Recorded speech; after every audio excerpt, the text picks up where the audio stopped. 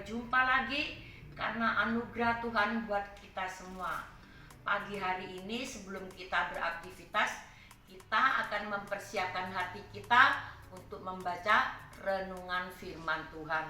Kita akan siapkan hati kita, Alkitab dan juga Book of Light-nya.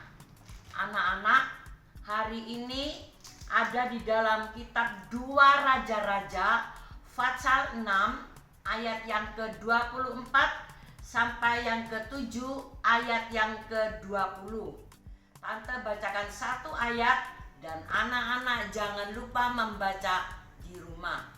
Kita akan baca firman-Nya di dalam 2 Raja-Raja pasal 6 ayat yang ke-32. Dalam hitungan ketiga kita bersama-sama. 1, 2, 3. Adapun Elisa duduk-duduk di rumahnya dan para tua-tua duduk bersama-sama dia. Raja menyuruh seorang berjalan mendahuluinya.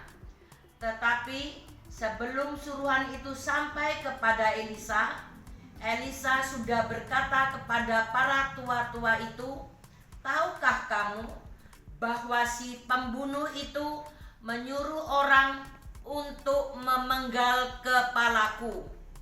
Awas-awaslah, apabila suruhan itu datang, segeralah tutup pintu dan tahanlah dia, supaya orang itu jangan masuk. Bukankah sudah ku dengar bunyi langkah tuannya yang di belakang, melangkah tuannya di belakangnya?" Dalam ayat yang kita baca, Nabi Elisa bukan hanya terdampak krisis kelaparan, tetapi juga menghadapi ancaman pembunuhan oleh Raja Yoram. Tetapi karena hubungannya dekat dengan Tuhan, membuat Elisa tetap tenang. Bahkan dalam kondisi terjepit sekalipun, respon Elisa terhadap tetap tenang dan percaya kepada Allah dan firman-Nya. Kepercayaan atau iman seseorang kepada Tuhan terlihat jelas dari bagaimana hormat orang tersebut kepada firman-Nya, melakukan firman-Nya.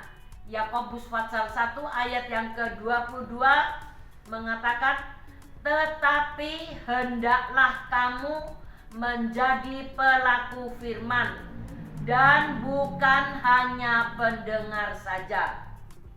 Selalu ada cara Tuhan membela orang-orang yang percaya kepadanya, yang tidak mengabaikan firman-Nya, tetapi melakukannya. Dalam 2 Raja-Raja ini menuliskan bagaimana Tuhan menggenapi apa yang difirmankannya melalui Nabi Elisa. Iman Nabi Elisa adalah memilih untuk mempercayai Tuhan, bahkan ketika apa yang nampak di hadapannya tidak pasti sekalipun. Bagaimana respon kita sebagai anak-anak Tuhan ketika ada di tengah-tengah masalah atau krisis? Marilah kita bersama meneladani kehidupan Nabi Elisa. Tetap tenang dan jangan berhenti percaya kepada Tuhan dan firman-Nya. Nah, ada Tuhan yang memelihara kita semua. Tuhan Yesus memberkati.